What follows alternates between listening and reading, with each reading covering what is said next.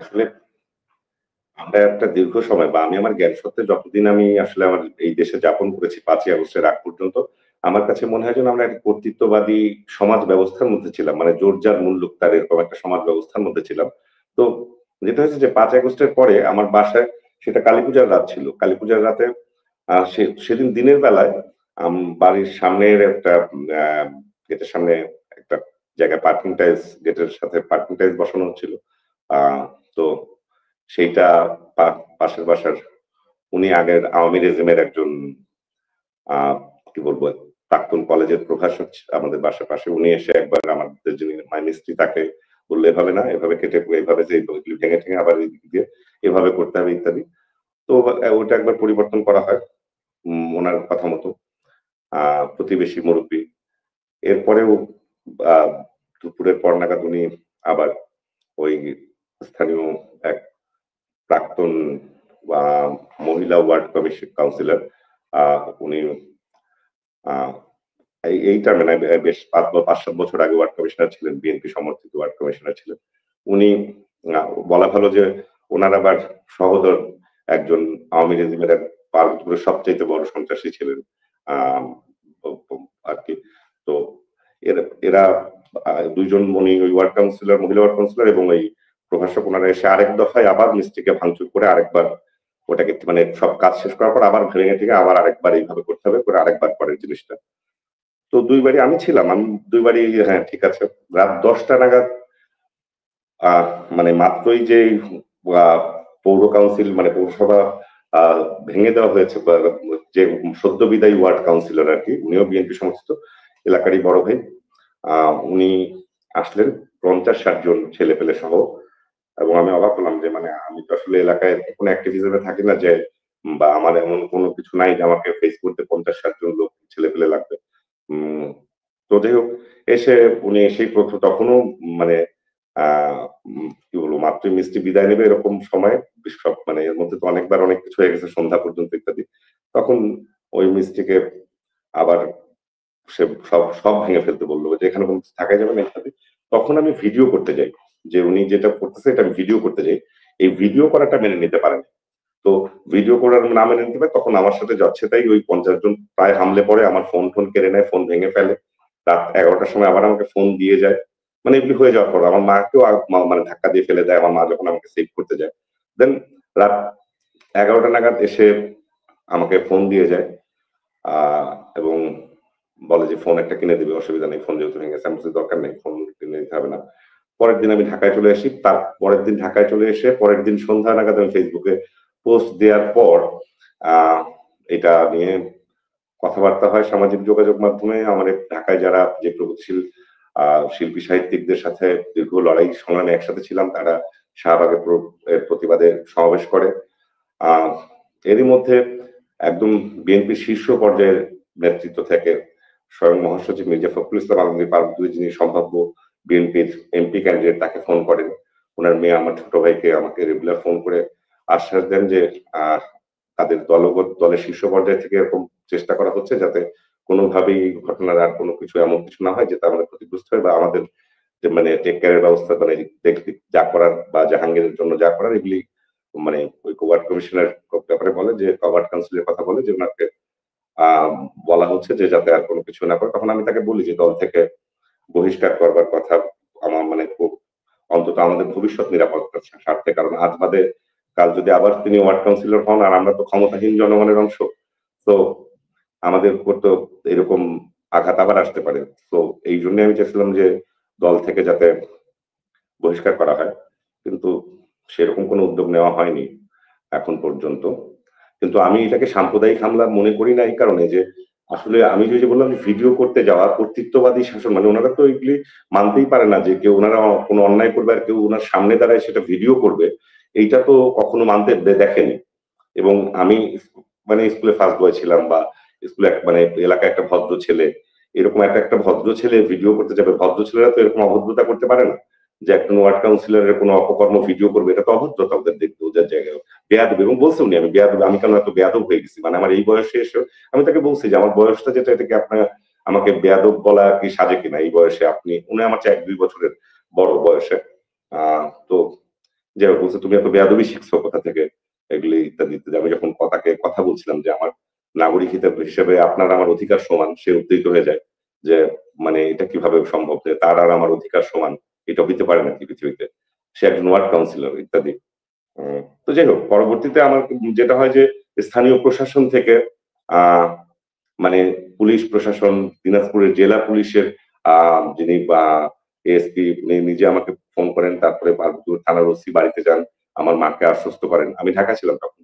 এবং আ ওই ward councillor মার কাছে গিয়ে ক্ষমা প্রার্থনা করেন।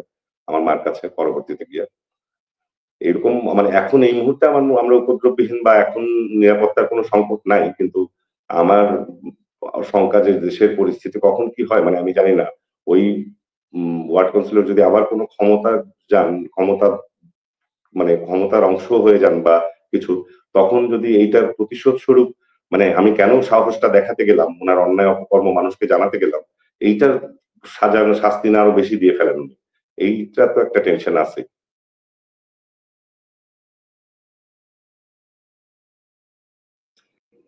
আমার জীবদ্দশায় মানে আমার শৈশবের পরে যখন থেকে জ্ঞান হয় তখন থেকে এখন পর্যন্ত আমি তো আসলে এই অঞ্চলকে এই মানে ভারত, পাকিস্তান, বাংলাদেশ বা এই সার্কভুক্ত যে দেশগুলো দেখি, বিশেষ করে ভারত, পাকিস্তান, বাংলাদেশকে এরকম সাম্প্রদায়িক হানাহানি এবং পাকিস্তানের দেশের বাইরে আমি বলব ভারত এবং বাংলাদেশে আ এবং আ ভারত বাংলাদেশ পারস্পরিক যে সাম্প্রদায়িক হানাহানি সে চিত্র তো আমার মানে বহু বছর ধরে দেখে আসছি যে যেমন আমি আমার জ্ঞান মানে তখন আমার শৈশব থেকে মাত্র কৈশোরের দিকে যাচ্ছি তখন বাবরি মসজিদ ভাঙা হলো আ ভারতের অযোধ্যায়। তো তখনকার ওই বাবরি মসজিদ ভাঙার পরে এদেশের হিন্দুদের উপরে আ যেই আক্রমণ, অত্যাচার থেকে শুরু করে মাঝখানে অনেক, অনেক গল্প আমি এত সময় নিয়ে নিশ্চয়ই এইসব মানে ডকুমেন্টস দেওয়ার আসলে জায়গা সময় নেই হয়তো আমরা সবই জানি।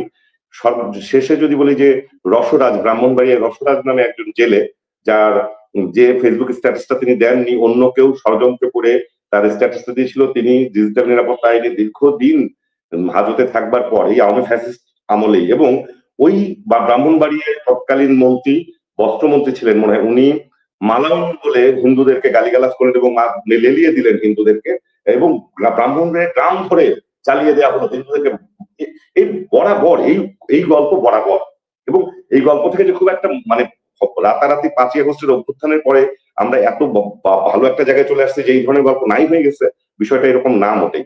তবে পরিবর্তন তো একটা আসছেই। যেমন আমি আমার জ্ঞান সত্ত্বে কখনো মসজিদের মাইক থেকে শুনি নাই যে হিন্দুদের মন্দির, উপাসনালয় বা তাদের ঘরবাড়ি রক্ষা করো। এইটা আমি আমার ১ম শুনলাম, দেখলাম যে মসজিদ থেকে এলান দেওয়া হচ্ছে ভোরবেলা যে আমাদের আশেপাশের যে অন্য ধর্মের লোকদের বাড়ি, ঘর, উপাসনালয় সেগুলোকে আপনারা রক্ষা করেন।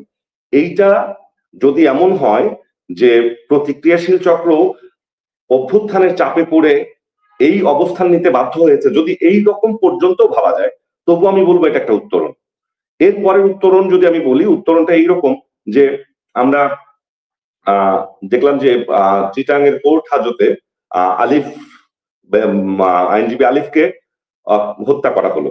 আমরা যেদিন হত্যা হলো সেদিন সারাদিন সারা রাত আমি নিজে সহ বাংলাদেশের সমস্ত জনগণ বা পৃথিবীর সব মানুষই যারা খোঁজখবর রাখছিল এই ঘটনা তারা জানতো কিছু হিন্দু লোক প্রকাশ্য দিবালোকে আদালত চত্বরের মতো জায়গায় একজন ইসলাম ধর্মের বিশ্বাসী আইনজীবীকে মুসলিম আইনজীবীকে কুপিয়ে প্রথমে বলেছিল কুপিয়ে কুপিয়ে হত্যা করেছে কয়েকজন হিন্দু চিন্ময় দাসের কেন কোর্টের হাজিরার সময় এই ধরনের একটা ঘটনা ঘটে ভারতীয় মিডিয়া সুন্দরভাবে এই জিনিসটা তখন মানে গোটা পৃথিবীতেই ছড়িয়ে দিতে বেশ কার্যকর হয়েছিল এবং আমরা বাংলাদেশের মিডিয়াও তাই লিখেছিল যে হিন্দুরা গিয়ে ওই আলিফকে হত্যা করেছে। এরপরে আমি সেই দিন সারা রাত আমি নিজে ব্যক্তিগত যদি ভাবে বলি সারা রাত আমি ঢাকায় আমি ঢাকায় যেখানে থাকি সেখানে নিঃসন্দেহে কেউ আক্রমণ করবে না বা এরকম মানে আমি অনেক সুরক্ষিত ভাবেই থাকি হয়তো কিন্তু আমার আত্মীয় স্বজন গোটা বাংলাদেশের বিভিন্ন জেলায় উপজেলায় গ্রামে যারা ছড়িয়ে আছেন তারা অনেকেই অনেক রকম সাপোর্ট পরিবেশে থাকে এই মানে সাম্প্রদায়িক হানাহানির প্রশ্নে বা অনেকে মন্দির সংলগ্ন বাসায় থাকে এরকম আত্মীয় স্বজন আমার আছে। তো তো তাদেরকে সারা রাত বিভিন্ন সময় ফোন দিতে থাকলাম যে কখন কোথায় কি হচ্ছে বা কিছু হচ্ছে কিনা, বিকজ আই ওয়াজ ওয়ারিড যে কোনো সময় ওই আলিফের হত্যার কারণে, মানে এইটা আমরা দেখছিলাম যে আলিফের বাবা নিজে বলছিলেন যে আমার ছেলের ইয়ে গেছে, কিন্তু আমি বলবো যে দেশের কেউ যেন এটা নিয়ে হানাহানি না করে। উনি মানে জনতাকে বা বাংলাদেশের মানুষকে শান্ত থাকতে অনুরোধ করছিলেন। আমরা দেখেছি যে উগ্র ইসলামী দলগুলো থেকে শুরু করে আহ ডানপন্থী রাজনৈতিক দলগুলো এই ঘটনায় এই প্রথমবারের মতো মানে বদলা নাও, জানের বদলা জান, এই ধরনের কোন শব্দর আশেপাশেও তো যায় নাই, বরং সবাইকে বলছে শান্ত হতে। এবং আরেকটা লক্ষণীয় বিষয় যে আমাদের এখানকার মবের অ্যাটিটিউডটা এমন হয়ে গেছিল 5 আগস্টের পর যে মব কিন্তু কোনো কমান্ড শুনছিল না। যার কারণে আমরা দেখছি ঢাকা ইউনিভার্সিটি শহীদুল্লাহ হলে একজনকে পিটিয়ে হত্যা করা হচ্ছে, মানে ছোটখাটো ভাবে দুর্ঘটনা ঘটায় দিতে পারছিল যারা ষড়যন্ত্র করছিল মুখ। এইটার তো নিয়ন্ত্রণ বেশ এসে গেল কিরকম, আলিফের এই হত্যাকাণ্ড ঘটানোর পরও গোটা বাংলাদেশে কোনো হিন্দুর বাড়িতে বা কোথাও কোনো হিন্দুকে মারধর করা, কারো লাশ ফেলানো তো দূরের কথা, কোনো বাড়িতে গিয়ে হানা দেওয়া, সেই দিন রাত পরের দিন সকালে গিয়ে জানা গেল কোনো হিন্দু এই হত্যার সাথে জড়িত ছিল না। কিন্তু ওই দিন রাতের মধ্যে তো সর্বনাশ হয়ে যেতে পারতো। ওইরকম নাসিরনগরের মতো, ওইরকম বাবরি মসজিদের মতো যা যা ঘটেছে, আমি আমার জীবদ্দশায় যা যা দেখেছি সেই সমস্ত ঘটনা হতে পারতো।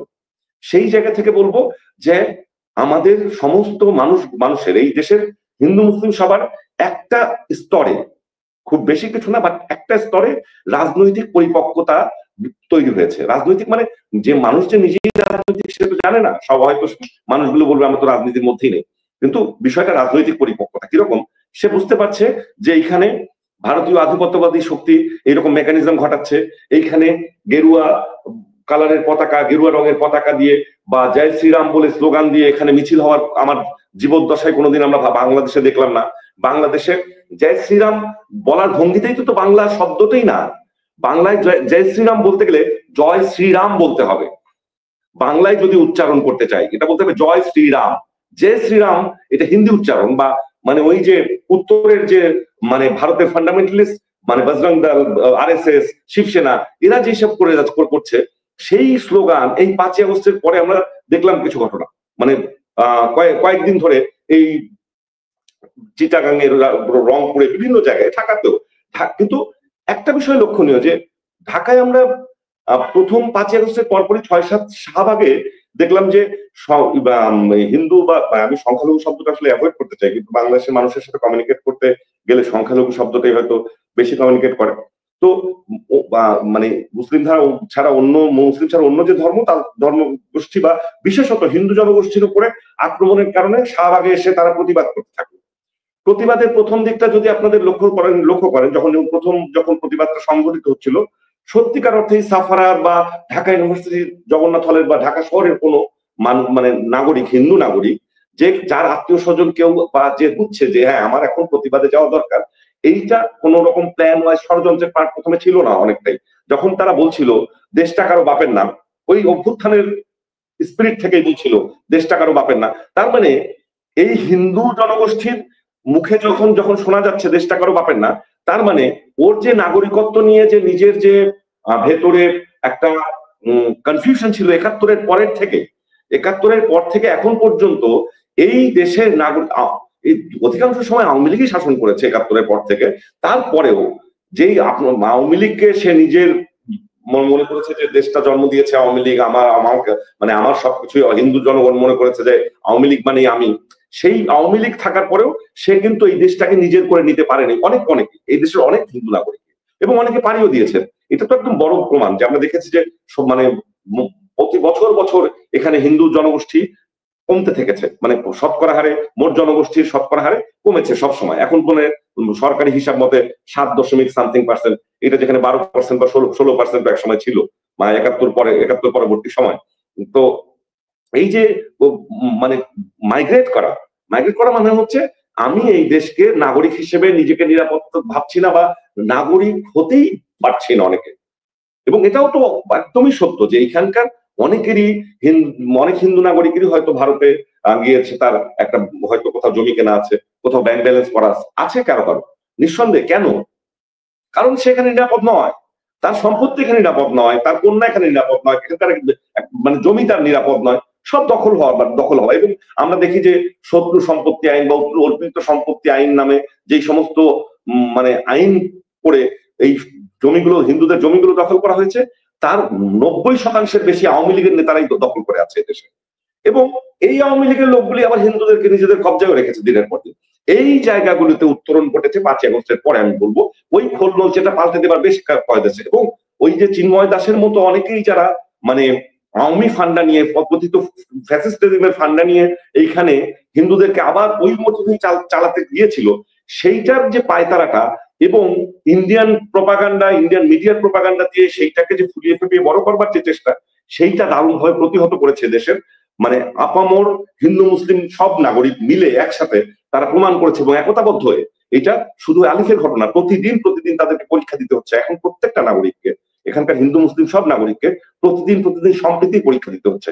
আমার কাছে এই জিনিসটা ভালো লাগে যে বিজেপি আমাদের কাছে, বিজেপি বা ভারতের ওই আধিপত্যবাদ শক্তি যেই গেম, আদানি আম্বানির কারণে যে গেমটা আমাদের দিয়েছে যে আমাদেরকে প্রতিদিন সম্প্রীতির পরীক্ষা নিচ্ছে, এইটা আমাদের জন্য একটা মনে হয় ভালো হচ্ছে যে আমরা সম্প্রীতির পরীক্ষায় উত্তীর্ণ হতে হতে আমাদের যেখানে হয়তো মাত্র 5 মার্কস ছিল, 34, 35 হয়তো 100 পেতাম আমরা সম্প্রীতির পরীক্ষা জাতি হিসেবে, সেইটা আস্তে আস্তে আমরা 80 মার্কস পেয়ে যাবো। এই যদি লড়াইটা চলমান থাকে যে আমরা কমেই আরো একতাবদ্ধ হবো, পুরো কমে আরো আমাদের সম্প্রীতি বাড়বে, এইটা একটা ভালো দিক হবে বলে আমি মনে করি।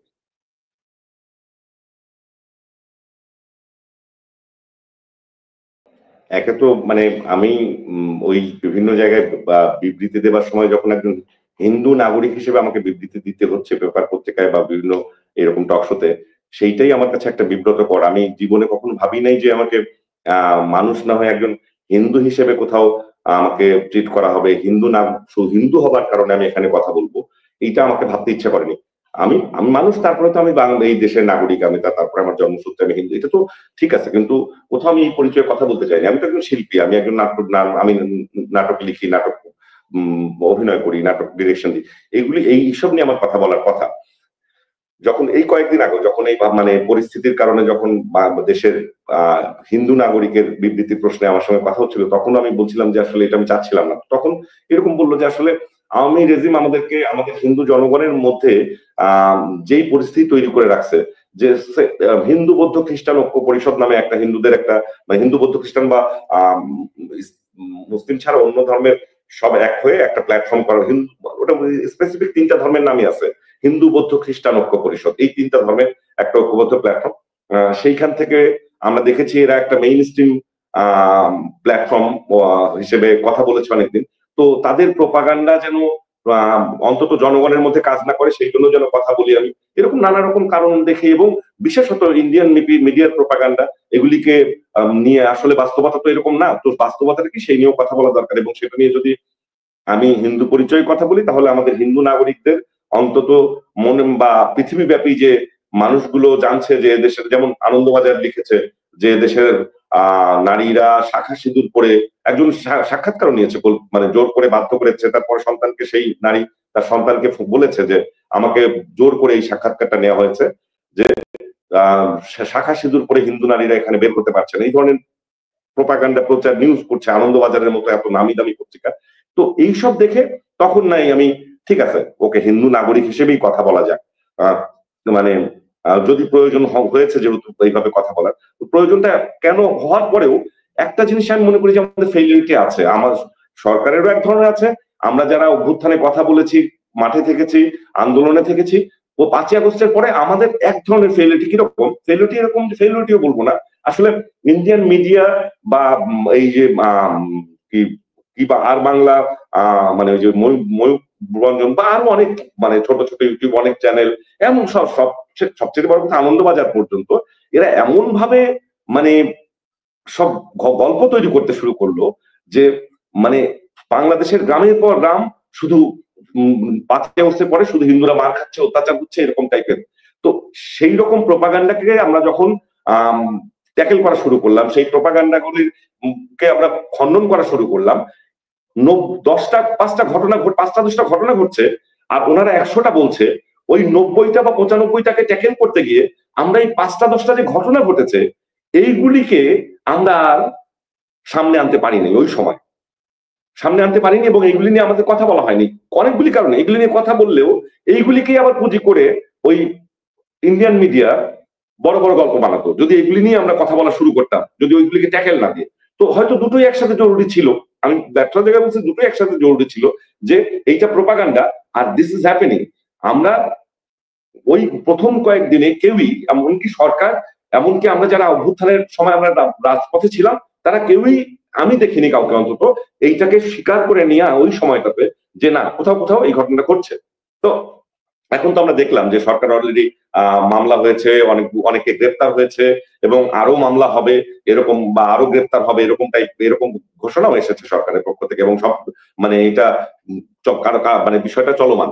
তো এইটা তো আমার কাছে মনে হয় যেন ওই যে প্রথম দিকে যে ছেড়ে দিলাম কেন জিনিসটা, আর এখন এসে এত ইম্পর্টেন্ট হয়ে গেলাম কেন জিনিসটা, এখন এত ইম্পর্টেন্ট করে ফোকাস করা, এই যে ব্যাপারটা এখন আলাদা করে এই যে হিন্দু হয়ে আসা, এই বারবার হিন্দু মুসলিম, আবার এইটা না আরেকটা চাল হয়ে গেছে যে মানে ওই আধিপত্যবাদী রাজনীতি আমাদেরকে আবারও প্রত্যেককে হিন্দু মুসলিম হিসেবে চেনাচ্ছে কিনা, এইটা একটা ভাববার বিষয়। যে আমি দীপক সুমন একজন হিন্দু, ও একজন মুসলিম, ও একজন বৌদ্ধ, একজন খ্রিস্টান, আমরা অবশ্যই তো হিন্দু মুসলিম বৌদ্ধ খ্রিস্টান তো বটেই, কিন্তু আমাদেরকে এই আইডেন্টিটি প্রধান আইডেন্টিটি করে ফেলছে কিনা, ওদের এই চালে, ওদের চাল মোকাবেলা করতে গিয়ে আমরা প্রথমত আমরা আমাদের ধর্মীয় পরিচয়টাকে বড় করে ফেলছি কিনা, এইটা একটা ভাববার বিষয়। এবং আরেকটা বিষয় হচ্ছে যে সরকার শুধু মামলা বা মোকদ্দমা এগুলি করলেই হবে না, মানে আমাদের এইখানে অনেক রকমের ক্রাইসিস আছে, সেগুলি রাতারাতি অনেক কিছু করে ফেলা সম্ভব। রাতারাতি বলতে অলরেডি মানে মোর দেন 100 ডেজ সরকার অতিক্রম করেছে, 100 দিনের বেশি অতিক্রম করেছে।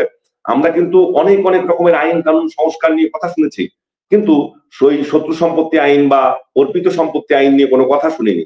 বা এই দেশের মানুষ কেন মাইগ্রেট করে ওখানে যাবে, সেইগুলির মানে কি কি নাগরিকত্ব নিরাপত্তা বিধান করলে শেষ যাবে না, কি কি বিষয়ে, কোন কোন বিষয়ে তাকে ওই মানে আমার তো মনে হয় মৌলিক অধিকারই নিশ্চিত হয় না অনেক ক্ষেত্রে, যার কারণে বা আর যার যার যে যে নিজের ইচ্ছায় মানে সবশেষ আমার মনে হয় কিছু হিন্দু দরিদ্র জনগোষ্ঠী বেশি এখানে শেষ পর্যন্ত থেকে গেছে, যারা একটু পয়সা পাতি ছিল তারা বেশিরভাগই মাইগ্রেট করে গেছে ওইখানে।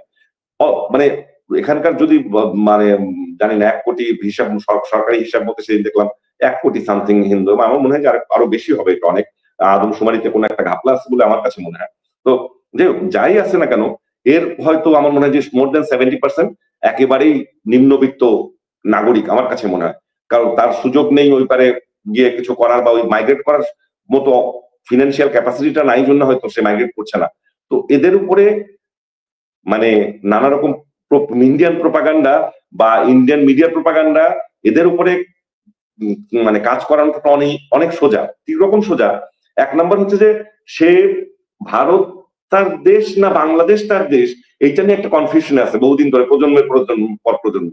তার ঠাকুরদার কাছে শুনছে যে এইটা নিয়ে একটা কনফিউশন আছে, তার বাবার কাছে শুনছে এটা নিয়ে একটা কনফিউশন আছে, সে ভারতের নাগরিক না বাংলাদেশের নাগরিক। এখন এইটার জন্য তাকে ব্লেম করা যাবে না, এটা রাষ্ট্রের দায়িত্ব ছিল তাকে ফিল করানো যে সে এই দেশের নাগরিক, এই ফিলটা করাইতেই পারে নাই। এই যেহেতু সে ফিল করে নাই, এইবার সে মিডিয়া হিসেবে বা কথা হিসেবে বাংলাদেশপন্থী কোনো কথাকে সে এত সহজে নিতে পারছে না, বরং হিন্দুত্ববাদী কথাকে, ওই মানে আগ্রাসনবাদী রাজনীতির হিন্দুত্ববাদী কথাকেই সে বেশি নিতে পারছে। অনেকের কাছে নিশ্চয়ই ময়ূকের ওই লেভেলের ফালতুমি, বা ওই যে যে ঠিক মতো বাংলাও কথা বলতে পারে না, শুভেন্দু নামে একজন বললেন যে 3 লাখ রিক্সা নিয়ে ঢাকা থেকে রওনা দিচ্ছে, পায়ে টানা রিক্সা, হাতে টানা রিক্সা নিয়ে রওনা দিচ্ছে, বাংলাদেশে হাতে টানা রিক্সাই নেই। সেইটা আবার আনন্দবাজার সংবাদও করলো। আমাদের কাছে তো সেটা ভীষণ হাস্যকর থাকে নিশ্চয়ই নিশ্চয়ই, যে 3 লাখ রিক্সা নিয়ে ঢাকা শহর, ঢাকা থেকে রওনা দিচ্ছে, মানে চূড়ান্ত মাত্রায় একটা হাস্যকর বিষয়। কিন্তু এটা একজন বক্তব্যে বলছেন। আমার কাছে মনে হয় যে আমাদের যে একদম প্রান্তিক পর্যায়ে যে সমস্ত হিন্দু নাগরিকরা এদেশে আছেন, তাদের এক হচ্ছে তারা শিক্ষা থেকে অনেকটাই বঞ্চিত। মধ্যবিত্ত যে হিন্দু নাগরিকরা তারা অনেক কিছুতেই শীর্ষে আছেন, আমি জানি বিভিন্ন জায়গায় পদ পদবি ইত্যাদি কিছু কিছু জায়গায় তো আছেনই, কিন্তু একদম নিম্নবিত্তের যারা যারা একদম শ্রমিক কৃষক হিসেবে বেঁচে আছেন কোনো মতে, তাদের ক্ষেত্রে ওই কথাগুলোকে বিশ্বাস করা বা ওই কথাগুলিকে নেওয়া, কারণ সে এর বাইরে কোনো বয়ান কোনো ন্যারেটিভ কখনো শোনে নাই, তার কাছে হাজিরি করা হয়নি, তার কাছে এর বাইরে কেউ কোনো কথা কখনো বলে নাই।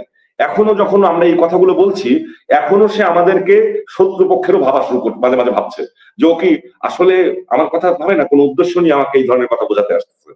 আমাকে যে বোঝাইতে চায় যে আমরা এখানে হিন্দু মুসলিম এক হয়ে থাকতে চাই, বা এইটা ইন্ডিয়ার ওদের এই কৌশল যে আমাকে আলাদা করতে চায়, এই কৌশলে ফাঁদে পাওয়া দেওয়া যাবে না, এই বিষয়টাকে ওকে বোঝানোটা এই জন্যই বেশ টাফ, এখনো পর্যন্ত টাফ, যে ও এখনো ভরসা পায় না ওই রাষ্ট্রের কাছে। অধিকাংশ নাগরিক শিক্ষা দীক্ষা অনেক কিছুতে পিছিয়ে, কাজে ওর ওই বোধের লেভেলে নিয়ে যাওয়াটাও বেশ কষ্টকর। আমার মনে হয় যে অভ্যুত্থান পরবর্তী আমাদের জায়গাটা হওয়া উচিত এইভাবেই, যেহেতু ইনক্লুসিভ বাংলাদেশের কথা বলেছি, তো যারা পিছিয়ে আছে বিশেষ করে আদিবাসী জনগোষ্ঠী, আমাদের হিন্দু বা বৌদ্ধ খ্রিস্টান এইসব সম্প্রদায়ের মধ্যে যারা নিরক্ষর বা অর্থনৈতিকভাবে ভীষণভাবে, তাদের কিভাবে তাদের জীবন মান উন্নত ঘটানো যায়, শিক্ষা দীক্ষা সবকিছু উন্নয়ন ঘটানো যায়। ইনক্লুসিভ হইতে গেলে সবাইকে একই জায়গায় আসতে হবে, একই চিন্তায় আসতে হবে। অধিকাংশ লোক কিছুই বোঝে না, আর কিছু কিছু লোক বোঝে, ওই কিছু বোঝা লোকগুলি তো সমাজের সর্বনাশ করে ফেলবে ওই না বোঝা লোকগুলিকে। সবাইকে আগে বুঝায় পড়ায় নিয়ে তারপরে ইনক্লুসিভ হইতে হবে, ওই বুঝায় পড়ায় জীবন মান উন্নত করে। আমি খুব জোর দাবি জানাই সরকারের কাছে যে যদি সত্যি আমরা এই ভারতীয় আধিপত্যবাদ, ভারতীয় মিডিয়ার কি বলছে এখানকার হিন্দু জনগণ সেটা কান্না দিয়ে সত্যিটা বুঝবে, সত্যিটা দেখার চেষ্টা করবে, এইটা হইতে হইলে তাদের প্লিজ তাদের শিক্ষা দীক্ষা, তাদের অর্থনৈতিক অবস্থা, এগুলি কিভাবে উন্নত করা যায় এইগুলির দিকে মনোযোগ দিলেই, তারা এই দেশের নাগরিক ভাবা শুরু করলেই এই সমস্ত সংকট থেকে আমার মনে হয় উন্নতির মানে উন্নয়নের দিকে যেতে পারবে, উন্নতির দিকে যেতে পারবে।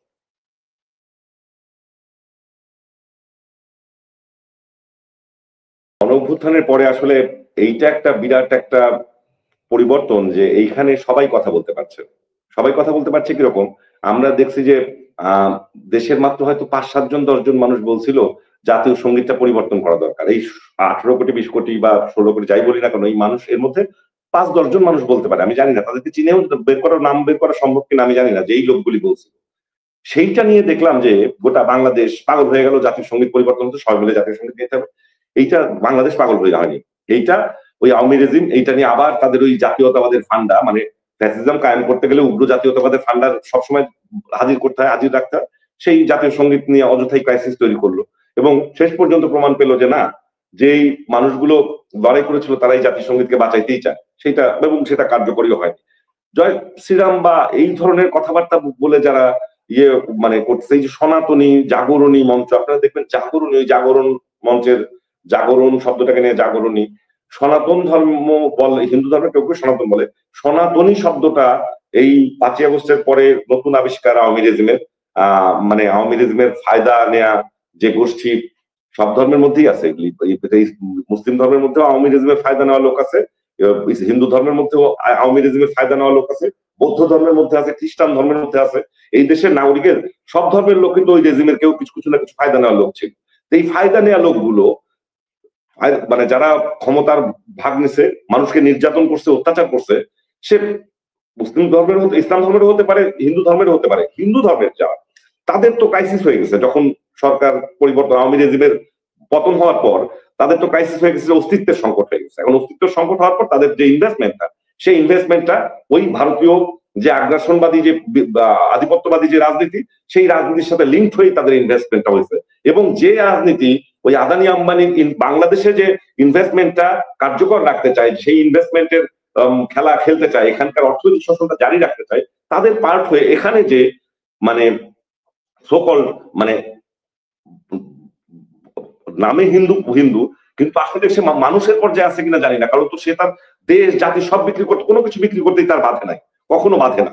এবং হাজার হাজার মানুষ মারলেও তার বাধে না, মানে সেটা দিয়ে তার শোক হয় না, তার আনন্দ লাগে। বা এখনো এই মুহূর্তে এই লোকগুলোকে দেখছি যে দেশে যদি বড় কোনো ক্রাইসিস তৈরি হয়ে যায়, দেশে যদি কোনো সংকট, যখনই একটু কোনো সংকট তৈরি হচ্ছে, অভ্যুত্থান পরবর্তী স্বাভাবিক ছোটখাটো সংকট মাঝে মাঝে তৈরি হচ্ছে, কোন রকম আইন শৃঙ্খলার বিচ্যুতি ঘটছে, তখন তারা বগল বাজাচ্ছে, বিরাট আনন্দের ব্যাপার। ও ওখানে 2টা লোক মারা গেছে, কি আনন্দ।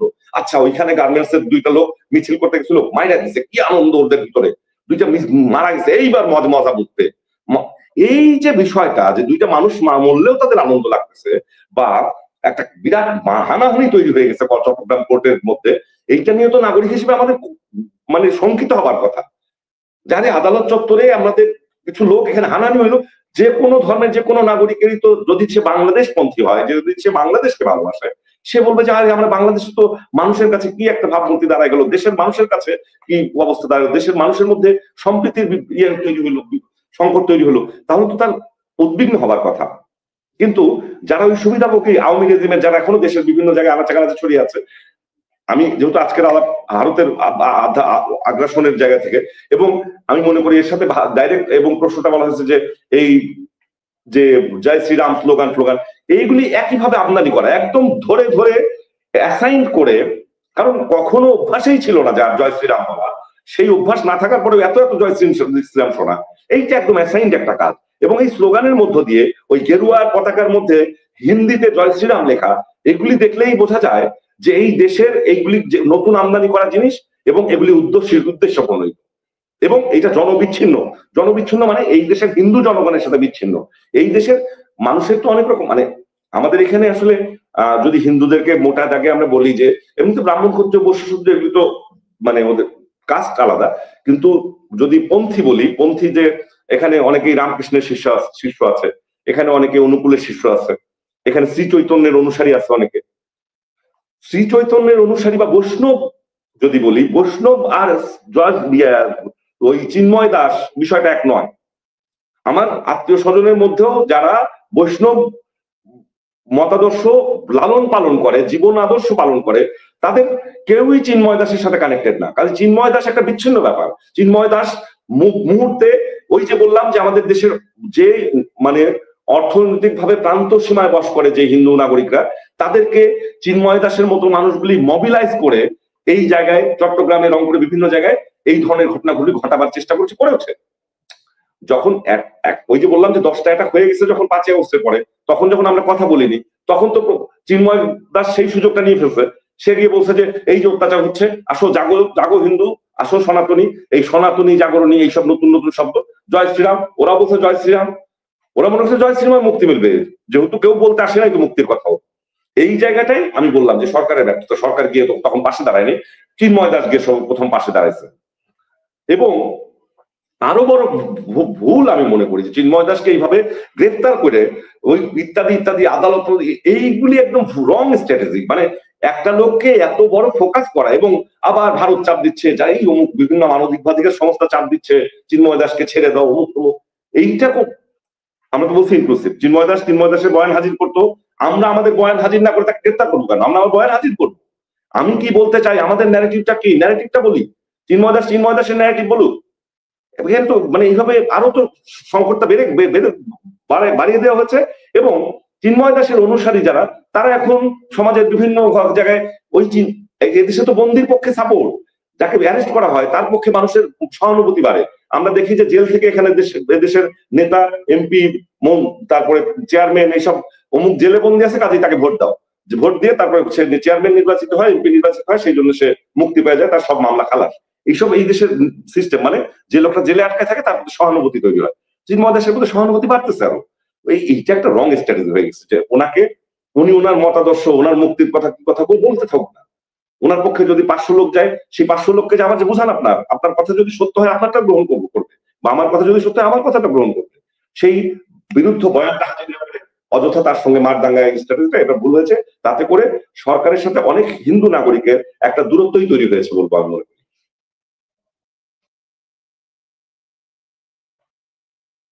চমৎকার। আপনি মোটামুটি চিন্ময় দাসের প্রসঙ্গটাও নিয়ে আসছেন, এবং সেটার যে কনসিকুয়েন্স সেটা কি হতে পারতো বা সেটা আপনি বলেছেন। এই প্রশ্ন আমি আজ যাচ্ছি না, কিন্তু একটা সম্পূরক প্রশ্ন আমি করি, যেখানে একটা দাবি উঠেছে যে চিন্ময় দাস একজন ব্যক্তি, সেটা আমরা দেখলাম যে ফরহাদ মাজারও কিন্তু একই কথা বলছে, চিন্ময় দাস একজন ব্যক্তি, দুই জায়গা থেকে ওনাকে অ্যাড্রেস করছে। কিন্তু একটা প্রতিষ্ঠান যে আছে, যে কি বলে ইসকনকে নিষিদ্ধ করার দাবি উঠেছে, এবং এটার প্রতিক্রিয়াতে ভারত থেকেও, সিগারেটটা খায় দেন আপনি, ভারত থেকেও এটার একটা ম্যাসিভ রিয়াকশন দেখা গেছে। বিশেষ করে ইসকনকে তারা নিষিদ্ধ করার দাবি, বা এটা নিয়ে বিচ্ছিন্নভাবে এমনকি বিএনপির কিছু কিছু নেতা কমেন্ট করেছে, এবং বিভিন্ন পলিটিক্যাল পার্টি টুকটাক ইসকনকে নিষিদ্ধ করার দাবি উঠছে। এটাকে আপনি কিভাবে দেখেন? ইসকন বিষয়ে কি আপনি কোনো কমেন্ট করবেন? হ্যাঁ, তাহলে আমি সরে যাচ্ছি, সিগারেটটা খেয়ে নেন। না চলেন। ওকে, ইসকন নিয়ে আমরা একটু কথা বলি। ওকে। আমি পৃথিবীর যে কোনো সংঘবদ্ধ গোষ্ঠীর আচরণকে নিষিদ্ধ করার বিপক্ষে। মানে কোন সংঘবদ্ধ গোষ্ঠীকে আচরণকে নিষিদ্ধ করে দিলে তাদের ওই সংঘবদ্ধতা তো বন্ধ হয়ে যায় না, গোপনে চলতে থাকে। তো যে কোনো সংঘবদ্ধ আচরণ মানুষের সামনে করলে মানুষের সেটা বুঝে নিতে সুবিধা হয়। কাজেই ইসকন, এবং ইসকন তো অনেক বড় একটা সংগঠন, গোটা পৃথিবীর প্রায় অনেকগুলো দেশে অনেক অনেক জায়গায়, বাংলাদেশের প্রায় সব জেলায় মনে হয় ইসকনের শাখা আছে, ভারতের প্রায় সব মানে রাজ্যে বিস্তৃত। এছাড়াও এটা তো মানে মাদার অর্গানাইজেশন আমেরিকায়, গোটা পৃথিবীর ইউরোপের অনেক দেশে ইসকন ছড়িয়ে ছিটিয়ে আছে। তো সেইটাও ব্যাপার না, মানে ইসকন না, আমি ইসকন, হেফাজত বা জামাতে ইসলামী বা ছাত্র শিবির, বিভিন্ন ইভেন আওয়ামী লীগ, যেগুলি যাদেরকে নিষিদ্ধ করবার দাবি উঠছে, আমি যে কোনো রকমের নিষিদ্ধতার বিরুদ্ধে। কারণ এই পৃথিবীতে কোনো কিছু নিষিদ্ধ করে থামানো যাওয়া যায় বলে আমি মনে করি না। এবং নিষিদ্ধতা একটা ফ্যাসিজমেরই একটা বার্তা, নিষিদ্ধ করার প্রক্রিয়াটা একটা ফ্যাসিজম। কোনো কিছু নিষিদ্ধ করার কিছু নাই। আমার যদি বয়ান যদি দুর্বল হয়, আমি যদি বয়ানটাকে আমি আমার ন্যারেটিভ দিয়ে যদি আমার মানে সেটাকে পরাজিত করতে না পারি, তাহলে তো অন্য কোনো হাতিয়ার দিয়ে পরাজিত করবার কোনো স্কোপ নাই। মানুষে মানুষে কোনোভাবেই আর অস্ত্র দিয়ে, কোনো শাসন দিয়ে, আইন দিয়ে মানুষে মানুষে লড়াই হওয়ার কোনো কারণ নেই। মানুষে মানুষে শুধুমাত্র বুদ্ধিবৃত্তিক জায়গা থেকেই লড়াইটা হওয়া উচিত। তো যদি ইসকন না, যে কোনো কিছুই যদি আমার কাছে মনে হয় যে মানবতার কোনো রকম বিপর্যয় ঘটাচ্ছে এই সংগঠনটা, সেই ক্ষেত্রেও এইটা বুদ্ধিবৃত্তিক ভাবেই সমালোচনা করা উচিত বা বুদ্ধিবৃত্তিক ভাবেই তাদেরকে মোকাবেলা করা উচিত বলে আমি মনে করি।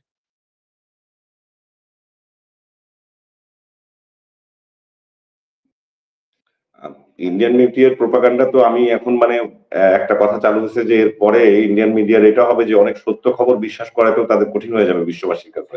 বিশ্ববাসীর কাছে এত বাজে জায়গায় চলে যাচ্ছে এই মিডিয়া, মানে আর কোনো আস্থার জায়গায় নেই। প্রথম কথা হচ্ছে এইটা। কাজেই ইন্ডিয়া, আমি এর আগেও একটা আলোচনায় আমি এই কথা বলছিলাম যে আমরা হয়তো তুলনামূলক ময়ূরের মতো সি ক্লাস সাংবাদিককে মানে জ্ঞান, বুদ্ধি, গরিমার দিক থেকে, সব দিক থেকেই তাকে আমরা এত হাইলাইটেড করে এত বেশি ইম্পর্টেন্ট করে ফেলতেছি, এইটাও মনে হয় একটা সংকট যে এইটা মানে ময়ূরকে এত বেশি বিবেচনায় নেওয়ার কথাই ছিল না। কিন্তু আবার কর্পোরেশন বিষয়টা এমন যে ইন্ডিয়ান ইন্ডাস্ট্রি বাংলাদেশের মিডিয়া ইন্ডাস্ট্রির চাইতে অনেক বড়, নিউজ মিডিয়া ইন্ডাস্ট্রি অনেক বড়। তো ওরা আমাদের উপরে অনেক কিছু চাপাইতে পারতেছে, এবং পারছে কি যে আমাদের দেশের এই সমস্ত কিছু ইসলামিস্টদের দখলে চলে যাচ্ছে। কেউ কারো দখলে যাওয়ার বিষয়টা তো দখল থেকে মুক্ত হওয়ার জন্যই 5ই আগস্টের ঘটনাটা ঘটেছে, কারো দখলে যাওয়ার পরিস্থিতি তৈরি করবার জন্য নয় প্রথমত।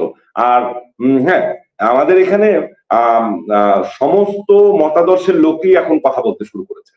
তেমনি এখানে অবশ্যই এখানে ইসলামিস্ট বা উগ্র জঙ্গিবাদী বিভিন্ন ধরনের ইসলামী বয়ানের লোক এখানে, বয়ানের রাজনীতি এখানে আছে। কি বলে, জঙ্গি যদি বলি সেই অর্থে এখানে প্রকাশ্য কোনো জঙ্গি দল এই অর্থে এখন অ্যাক্টিভিজম করছে বলে আমার কাছে জানা নেই। কিন্তু আমরা ইতিপূর্বে বাংলা ভাই বা এই ধরনের ঘটনা অনেক দেখেছি, যাদের মানুষ মেরে লাশ উল্টো করে গাছে ঝুলাই রাখতো, তার সেটা সে বিভিন্ন অঞ্চলে দিয়ে, এগুলি ঘটনা আমরা এর আগে দেখেছি। আমরা এইরকম একটা জায়গা আমরা মনে হয় এখন জাতি হিসেবে বুঝতে পারছি যে এই দেশে যদি হিন্দুদের উপর কোনো অত্যাচার হয়, যদি ইসলামী উগ্র জঙ্গিবাদের কোনো উত্থান ঘটে, সেইটা নিঃসন্দেহে আমাদের মানে এইরকম একটা লাভ ক্ষতির হিসাব দাঁড়ায়, যেটা কার লাভ কার ক্ষতি। তো লাভের হিসাবে দেখলে দেখা যাচ্ছে, যদি মনে করি যে বাংলাদেশের কোনো এক জায়গায় হিন্দুদের গ্রামে আগুন জ্বালায় দেওয়া হলো, সেইটাতে লাভটা কার হয়? লাভটা হয় ভারতীয় ওই যেই শক্তি, আধিপত্যবাদী শক্তি ক্ষমতায় আছে তাদের, তাদের ভোটের বাক্স ইয়ে হয় যে ওখানে বাংলাদেশের হিন্দুদেরকে মাইর দিছে, এবার ওই বাংলাদেশের বর্ডার দিয়ে যে সমস্ত রাজ্য আছে সেই সমস্ত রাজ্যে ভোটের একটা ইফেক্ট পড়ে, কারণ আমাদের আত্মীয় স্বজন ওখানে মাইগ্রেট করেছে, বা বাঙালি ভাষা, বাংলা ভাষাভাষী এপাশে ওপাশে একসাথে। তো এইখানে হিন্দুরা যদি মানে এখানকার কোনোভাবেই বা কোনো রাজনৈতিক শক্তির দ্বারা এখানে নির্যাতনের শিকার হয়, সাধারণত ক্ষমতায় যারা থাকে তাদের দ্বারাই ঘটে ঘটনাগুলি। আমরা নানা রকম ভাবে এগুলিকে ইসলামী জঙ্গি টঙ্গি বলি। আমি আসলে সমাজে খুঁজে খুঁজে পাই না যে আমাদের আশেপাশে ইসলামী জঙ্গিগুলি কারা, মানে ওয়ার্ক করে। কখনো কখনো তো আমরা শুনি যে পত্রিকায় দেখি ইসলামী জঙ্গি, কিন্তু তারা নিঃসন্দেহে ক্ষমতার পাশের কেউ না, তা না হলে তো এই ঘটনা ঘটানো যায় না। চাইলেই কি একটা গ্রামের প্রোগ্রাম আগুন জ্বালায় দেওয়া যায়? এত থানা, পুলিশ, প্রশাসন, আর্মি, অমুক তমুক কত রকমের ফোর্স এখানে মজুদ। তারপরে তো এই ঘটনাটা আহমদ সাফাই না বলেছিল যে সরকার যদি চায় তাহলে কখনো এরকম মানে ওই এক ধর্মের লোকের আরেক ধর্মের হানাহানি নির্যাতন এগুলি ঘটনাগুলি ঘটবে না যদি সরকার চায়। তো এখনকার সরকার মনে হয় অনেকটাই চাচ্ছে এবং ঘটছেও না অনেকটা, আমার কাছে এইটুকু মনে হচ্ছে। এবং যদি করণীয় বলা হয় তাহলে আমি আগেই বললাম যে আসলে হিন্দুদের করণীয় এত চাপাই দেওয়া যাবে না, হিন্দুদের এত কিছু করণীয়টা বেশ টাফ। মানে একে হচ্ছে তো তারা সত্যিকার অর্থেই অভ্যুত্থানকে গ্রহণ করতে পারছে না অনেকেই।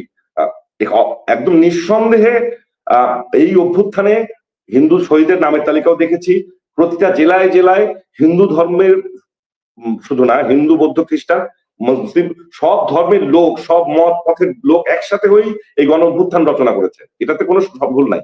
কিন্তু আওয়ামীপন্থী বা আওয়ামী বেনিফিশিয়ারি সহ যারা অচেতনে নিম্নবিত্তের বোধের জায়গায় ওইটুকু নাই যে আমরা আওয়ামী রেজিমের কেনা গোলাম না, এই বোধের উন্নতিটুকু ঘটেনি, এইরকম অনেক মানুষই কিন্তু এই অভ্যুত্থানকে ওন করতে পারছে না, এই অভ্যুত্থান পরবর্তী সরকারকে ওন করতে পারছে না, এবং ওইখানকার বিজেপির প্রোপাগান্ডাকেই কিন্তু ওন করছে।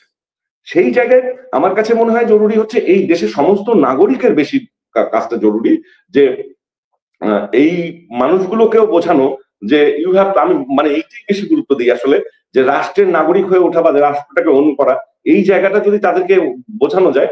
আর পাশাপাশি আমার মনে হয় ওই পাশে যারা আছে আমাদের প্রতিবেশী হিন্দু নাগরিকদের প্রশ্নে বলবো যে অধিকাংশই আত্মীয় স্বজন তাদের এপাশে ওপাশে ভাগাভাগি হয়ে আছে। বাংলাদেশের সব হিন্দু নাগরিকেরই আমি বলবো অন্তত মানে 90% তো বটেই, যে তাদের কোনো না কোনো আত্মীয় স্বজন ওই পারে কাঁটাতারের ওপারে এপারে পড়ে গেছে। তো আত্মীয় স্বজন শুধু না, ভাষার প্রশ্নেও তো এই পাশের বাংলা ভাষার ওই পাশে বাংলা ভাষাভাষীর লোকের সংখ্যাই বেশি, অন্য অনেক ভাষার লোকই এখানে আছে। তো আমার মনে হয় যে এই দুই পাশের মানুষ যারা আলটিমেটলি এই আগ্রাসন দ্বারা বঞ্চিত, এই সিস্টেম দ্বারা বঞ্চিত, এই কর্তৃত্ববাদী শাসন দ্বারা মানে নিষ্পেষিত নির্যাতিত, তাদের মনে হয় পারস্পরিক সম্প্রীতি, তাদের পারস্পরিক ভ্রাতৃত্ববোধ, তাদের পারস্পরিক এক হয়ে থাকা বা একে অপরের জন্য থাকা, এইটা যদি খুব বেশি ক্রিয়াশীল থাকে তাহলে মানে যে কোনো রকম পরিস্থিতি আমরা মনে হয় মোকাবিলা করতে পারবো এই অঞ্চলের মানুষরা মিলে। ওই আধিপত্যবাদী কর্তৃত্ববাদী, আমার মনে হয় আধিপত্যবাদী কর্তৃত্ববাদী এই রেজিম একটা এই অঞ্চল জুড়ে, এই পুরো সাবকন্টিনেন্ট জুড়ে যে রেজিম, সেই রেজিমের একটা অংশ ছিল ফ্যাসিস্ট হাসিনা রেজিম। আমরা সেই রেজিমকে ফেলে দিছি বটে, কিন্তু এটার মূল যে রেজিমটা এই কন্টিনেন্টের এই সাবকন্টিনেন্টের মাথায় যে বসে আছে, তাকে ফেলতে হলে এই পুরো রেজিম, পুরো দেশ, এই অঞ্চলের সব মানুষকে একসাথে জাগ্রত হতে হবে।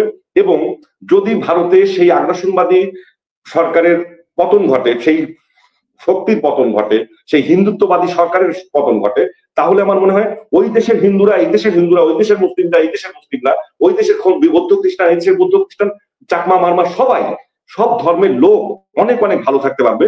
আমাদের মানে একটা বড় একটা, এটা তো আসলে আমি এই দেশের নাগরিক হয়ে ভারতের সরকার ফেলে দেওয়ার কথা আমি বলতে পারি না, কিন্তু আমার মনে হয় ভারতের জনগণ মনে হয় সেই রকম জায়গায়, সেই রকম যদি বলি যে উদার নৈতিক জায়গায়, উদার জায়গায় যেতে পারবে, যে একটা ধর্ম হিন্দুত্ববাদী একটা সরকার ভারতের মতো একটা সেকুলার দেশকে বছরের পর বছর এইভাবে মানে একটা আশেপাশের সব প্রতিবেশীর সাথে সম্পর্ক খারাপ করে সবার সাথে মারামারি বাঁধায় এই সরকারের সাথে বসবাস করা জনগণের, এইটার মনে হয় প্রতিবাদ আমার মনে হয় খুব তাড়াতাড়ি ঘটে যাবে। আমার মনে হয় হাসিনার পতনটা মনে হয় ওই দেশের আধিপত্যবাদী যে কর্তৃত্ববাদী শাসন, সেটার পতনকে ত্বরান্বিত করার একটা জায়গায় নিয়ে গেছে বলে আমার কাছে মনে হয়, এবং সেটা ঘটলেই বেশি মঙ্গল। আমাদের এখানে হিন্দুরা খুব কিছু করতে পারবে বলে আমার কাছে মনে হয় না এই পরিস্থিতিতে।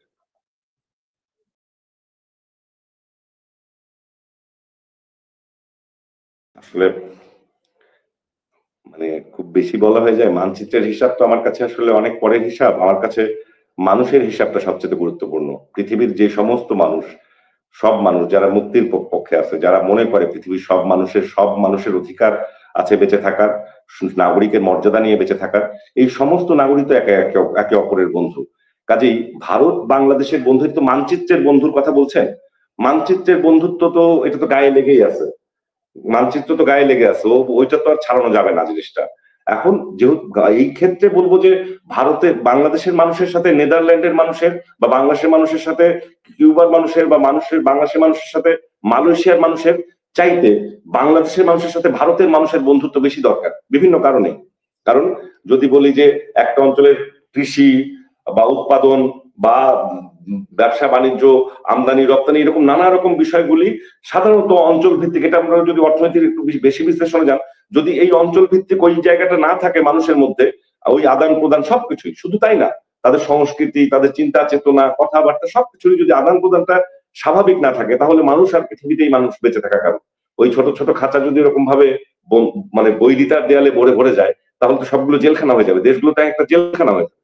দেশগুলোকে জেলখানা করবার কোনো কারণ নেই। মানে কিছু ওই আদানি আম্বানিরা চাইবে তাদের ব্যবসার জন্য, তাদের বিদ্যুৎ বেচা কেনার জন্য সমানে সমানে কাটাতার লাগাও, আর আমরা সেই কাটাতারকে একসেপ্ট করবো আর দিনের পর দিন একে অপরকে শত্রু বানাবো। এই ফাঁদে তো পা দেওয়া যাবে না। আমি মনে করি যে ওই দেশের 100 কোটির উপরে মানুষ, আমাদের দেশের 16 কোটির উপরের মানুষ, এই মানুষগুলো একে অপরের বন্ধু তো বটেই। এবং আমি সামহাও আমার এটা ভীষণভাবে বিশ্বাস করি যে ওই যে ক্ষুদ্র কিছু মানে অংশ যারা মানুষের মধ্যে বিচ্ছিন্নতা তৈরি করে, এরা সংখ্যাগরিষ্ঠ মোটেই নয়। মানুষের সাথে প্রতিদিন হাটে বাজারে ঘুরে, বিভিন্ন জায়গায় জেলায় জেলায় ঘুরে, এমনকি ভারতের বিভিন্ন প্রদেশে ঘুরে ঘুরেও আমি আমার অভিজ্ঞতা থেকে বলবো, আমি ভারতের অনেকগুলো প্রদেশ ঘুরেছি থিয়েটারের প্রশ্নে, থিয়েটার ফেস্টিভ্যালের প্রশ্নে, তো অনেক মানুষের সাথে মিশেছি, অনেক অনেক জায়গায় থেকেছি দিনের পর দিন। আমার কাছে নানা ভাষাভাষীর সাথে আমার কাছে মনে হচ্ছে এদেশের এই ভূখণ্ডের মানুষ বা ভারতের মানুষ, এরা কেউই মানুষরা মানুষের মধ্যে হানাহানি চায় না। এমনকি পাশের ঘরের মানুষের সাথে, প্রতিবেশীর সাথেও সে হানাহানি চায় না। আমার প্রতিবেশীর সাথে আমার প্রতিবেশী হানাহানি লাগায় দেয় কোন একটা ক্ষমতার দ্বন্দ্ব, কোন একটা ঝামেলা, মানে কোন একটা রাজনৈতিক কোন একটা মারপ্যাচ, কিছু একটা, তো কোন একটা কর্তৃত্ববাদী ব্যবস্থা। সেই সমস্ত কর্তৃত্ববাদী ব্যবস্থা যদি পতন ঘটানো যায়, তাহলেই মুক্তি। এবং কোনোভাবেই মানে ভারত বাংলাদেশের সাথে বন্ধু হতে পারে কি, এই প্রশ্নটাই তো অবান্তর। মানে বন্ধু হওয়া ছাড়া তো উপায় নেই। পৃথিবীর সব দেশের সাথে বন্ধুত্ব হওয়া উচিত, সব মানুষের সাথে বন্ধুত্ব হওয়া উচিত। মানে এমন কোন দেশ নাই, আমি তো এইটা হয়তো আমি জানি না, আমি এই কথাটা খুব বাজে শোনাবে যাবে কিনা মানুষের সাথে, মানে পাকিস্তানের মানুষের সাথেও বাংলাদেশের মানুষের বন্ধুত্ব হওয়া উচিত। আমি আরো ডিটেইলি বলতে চাই, কারণ হচ্ছে যে কথাটা খুব বিতর্কিত হয়ে যেতে পারে। একটা হচ্ছে যে আমাদের 1971 সালে পাকিস্তানে যারা দায়িত্ব পালন করতে, এখানে যুদ্ধ করতে এসেছিল, তারা আর্মি সোলজার বা সোলজার ছিল, যারা কিনা বেতন পাইতো বন্দুক চালানোর জন্য। আর যে পাকিস্তানের সাধারণ নাগরিক, সেই নাগরিকদের অনেকেরই এখানে সমর্থন ছিল না। আমি দিল্লিতে একটা থিয়েটার ফেস্টিভ্যালে গিয়েছিলাম, যেখানে পাকিস্তানের একটা থিয়েটার দল এসেছিল। তো তাদের সাথে কথা হচ্ছিল, তো তাদের যে অনুভূতি বাংলাদেশের স্বাধীনতার প্রশ্নে, এবং বাংলাদেশে 71-এ যে গণহত্যা ঘটেছে 25শে মার্চে, এবং তারপরে যে 71 সালে যে যুদ্ধ, এবং তার আগে 1952 থেকে, এই সমস্ত বিষয়ে তাদের যে অনুভূতি আমি জেনেছি, তাতে করে বাংলাদেশে এত ভালো ভালো বন্ধু পাকিস্তানেও আছে। অথচ আমরা পাকিস্তানকে এমন একটা রাষ্ট্র বানিয়ে রেখেছি বাংলাদেশের মানুষ। তো মানুষের সাথে মানুষের এই বিভেদটা থাকা উচিত না, তাহলে ওই ক্ষমতাশীলরা জিতে যায়। আমরা যখন টুকরো টুকরো হয়ে ভাগ হতে থাকি মানুষরা, তখন ওই যে যারা কিছু কিছু ক্ষমতা বানায়, যারা পৃথিবীর দেশে দেশে, তো এই ক্ষমতাসীন লোকগুলি, তাদের গুটিগুলি চালাতে সুবিধা হয়। পৃথিবীর সব মানুষের যদি বন্ধুত্ব থাকতো, তাহলে আর এই ঘটনা ঘটতো না। মানচিত্র তো আজ বাদে কাল পরিবর্তন হয়, পৃথিবীর হাজার বছরের এই যে লেখ তো মানুষই, মানে আমার লেখা কথা না, মানে মানচিত্র সে তো হাজার বছরে হাজারবার সে বদলায়। তো মানচিত্র তো এরকম নাও থাকতে পারে 50 বছর পরে বা 100 বছর পরে। কাজেই ওই ভারতের সাথে বাংলাদেশের বন্ধুত্ব, মানে মানচিত্রের বন্ধুত্ব, এটা খুব অবান্তর প্রশ্ন। মানুষের সাথে মানুষের বন্ধুত্ব থাকা উচিত। এবং যারা কর্তৃত্ববাদী ব্যবস্থা জারি রাখতে চায়, এ দেশে ও দেশে সে দেশে, পৃথিবীর দেশে দেশে, তাদের সাথে চরম বৈরিতা, এবং তাদের সাথে অবশ্যই বোঝাপড়ার ব্যাপার। এবং আমি মনে করি পৃথিবীতে 700 কোটি লোক থাকলে, যদি ধরে নিই 700 কোটি, মোর দেন 699 কোটি প্লাস লোক, আমি মনে করি যে আমরা সংখ্যাগরিষ্ঠ জনগণ, যারা ওই ক্ষমতার বিন্দুটাকে নাড়ায় দিতে পারলে মানুষের ওই মুক্তি ঘটবে। মানুষ আর মানুষকে শত্রু জ্ঞান, বন্ধু জ্ঞান, এইসব ঝামেলা বা বিভেদের এই বাণী তৈরি হবে না। এখন পররাষ্ট্রনীতির প্রশ্নে কি হবে, ভারতের সাথে বাংলাদেশের পররাষ্ট্রনীতি কিরকম হবে? আমরা যেটা দেখছি যে মানে 71 সালের পর থেকে আমরা যত সরকার এখানে এসেছে, সেখানে বন্ধুত্বের সম্পর্ক তো তৈরি হয়নি, মুখে বলা হয়েছে বন্ধুত্ব, দাসত্বের সম্পর্ক তৈরি হয়েছে। দাসত্ব সম্পর্ক কিরকম, যে আমাদের এখানে চাইলে এখানে একটা কয়লা ভিত্তিক বিদ্যুৎ কেন্দ্র তৈরি করবে, আমাদের সব জনগণ বললো যে করবো না। আমাদের এখানে যে গভর্নমেন্ট, মানে স্বেচ্ছাচারী ফ্যাসিস্ট গভর্নমেন্ট, সে জোর করে হলেও তাকে দিবে। এছাড়াও এটা তো একটা ওপেন আমরা জানতাম। এছাড়াও যেটা হয় যে এইরকম যারা প্রভু রাষ্ট্র আর আমরা যারা গোলাম রাষ্ট্র হয়ে থাকতাম, মানে এতদিনের সম্পর্ক তো প্রভু রাষ্ট্র আর গোলাম রাষ্ট্রের সম্পর্ক ছিল, রাষ্ট্র সম্পর্ক যদি বলি, তো সেক্ষেত্রে আমাদের সাথে যে সমস্ত চুক্তি করা হতো, আমরা জনগণ সেগুলো জানতাম, এবং সেই চুক্তিগুলো আমাদের ভীষণভাবে স্বার্থ বিরোধী, আমাদের সার্বভৌমত্ব বিরোধী। সেই সমস্ত চুক্তিগুলি যখন বাস্তবায়ন হতে থাকতো, এদিক ওদিক হতো, তখন কিছুটা কিছু যখন জানতে পারতাম, যেমন আমাদের এখানে রেলপথে ট্রানজিট দেওয়া হয়েছিল ফ্যাসিস্ট রেজিম পতনের আঘাত দিয়ে, এবং দেখা গেল যে সেই ভীষণভাবে আমাদের সাথে স্বার্থবিরোধী। বাংলাদেশের এপার ওপার দিয়ে একদম ছিঁড়ে ফিরে ট্রেন চলে যাবে, বাংলাদেশে কোথাও সেই ট্রেনটা থামবে না, আমাদের জনগণের সেখানে কোনো বেনিফিটই নাই, ওরা শুধু চলার পথটুকু চায়। আবার আমরা যদি ওদের ভেতর দিয়ে নেপালে যাওয়ার রাস্তা চাই, সেই ক্ষেত্রে ওদের দেওয়ার কোনো ব্যাপার নাই, সেই ব্যাপারে কোনো আলাপ নাই। তিস্তা চুক্তি, ফারাক্কা চুক্তি, সবগুলিতেই বাংলাদেশে যত রকমের শোষণের আলামত জারি করা যায় সেগুলি বারবার উদযাপন করে বন্ধু বন্ধু বলে বললে তো হবে না জিনিসটা। এবং সমস্ত গোলামীর জিনজির সেগুলিকে বলা হচ্ছে যে বারবারই এগুলি আমাদের বন্ধুত্বের অবদান। এই তিস্তার চুক্তির এই পারে আর একটা বাঁধ বানাইতে দিয়েছিলাম তাদেরকে, তিস্তার সমস্যার সমাধানের জন্য চীনকে দেওয়া হবে না ভারতকে দেওয়া হবে, যে ওই পারে বাঁধ বানায় রাখছে পানি এদিকে যাতে না আসতে পারে, তাকেই আমরা সমস্যা সমাধানের জন্য এই পারে আরেকটা প্রজেক্ট দেওয়ার কথাও চলছিল, বন্ধুত্বর কথা।